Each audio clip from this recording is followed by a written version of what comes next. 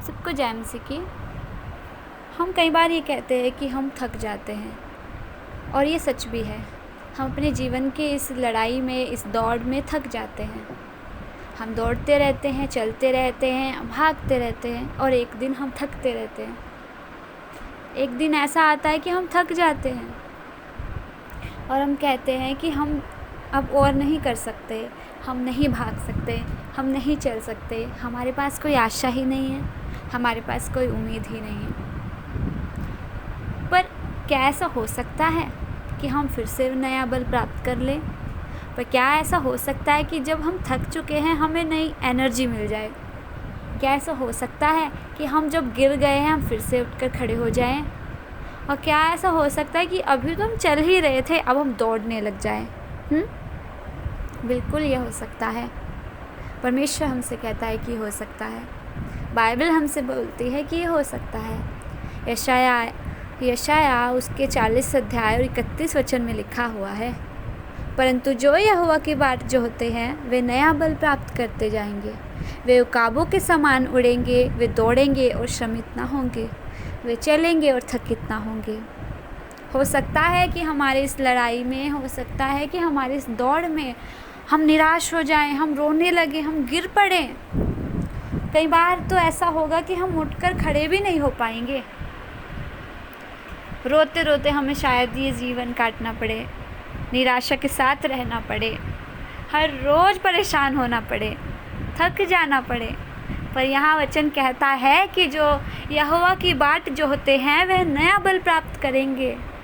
तो ज़रूरी है कि हम इस जीवन में हैं, हम इस दौड़ में हैं, तो हम सिर्फ यहोवा की बाट को जोहते रहें ताकि हम नए बल को प्राप्त करें। उसमें लिखा है कि जो उसमें दौड़ते हैं, जो परमेश्वर में दौड़ते हैं, वो दौड़ेंगे तो पर वो थकेंगे नहीं, वो चलेंगे पर वो श्रमित नहीं होंगे।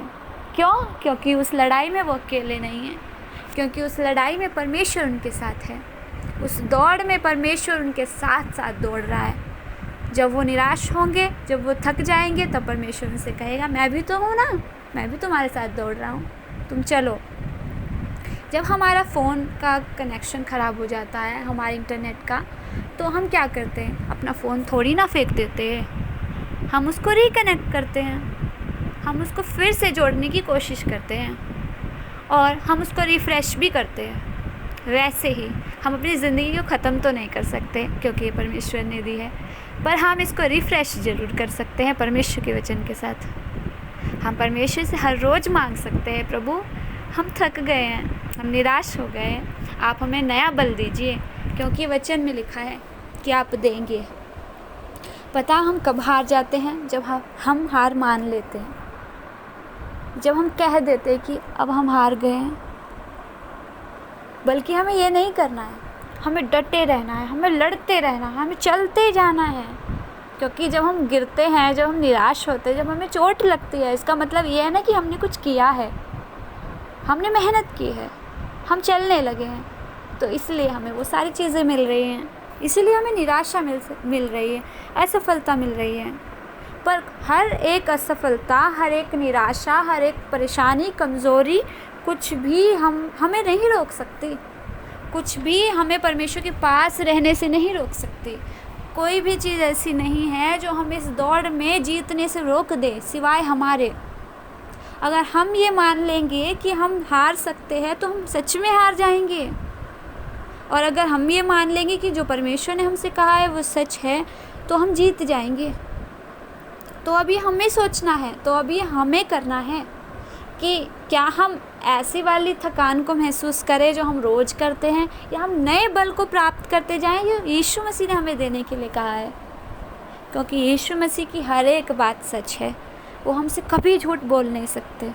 वो हमारे साथ रहते हैं, हमें हियाव देते हैं, हमें बल प्राप्त करने में मदद करते हैं, अपना नया बल देते हैं। उकाब के समान वचन में लिखा है, हम उकाब के समान उड़ेंगे, इतना उड़ने वाले हैं हम।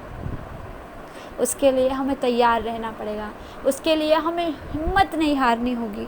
जब हमें लगे कि हम हिम्मत हारने वाले हैं, जब हमें लगे कि अब हम कुछ भी नहीं कर सकेंगे, तब हमें परमेश्वर के पास जाना होगा, तब हमें परमेश्वर से कहना होगा, प्रभु कि अब हम हार रहे हैं, अब हम निराश हो रहे हैं, अब हमसे नहीं हो रहा है तो आप करिए ना, आप मदद करिए, हमें उठाइए, हमें चलाइए और अपने वचन के अनुसार हमें दौड़ाइए प्रभु इस दौड़ में, ताकि हम एक दिन निशाने की ओर बढ़ते चले जाएं और जीवन के उस मुकुट को पा लें जिसके लिए हम सब दौड़ रहे हैं और लगातार दौड़ रहे हैं। और सच में परमेश्वर ये करेगा और सच में हम उस जीवन के मुकुट को पा सकते हैं अपने फैसले से, अपने नज़रिए से और परमेश्वर के वचनों से, उसकी मदद से। मुझे आशा है कि इस वचन ने हम सब के हृदयों से बात की होगी और ये वचन सबके लिए एक आशीष का कारण बना होगा। आप सबको जय मसीह की।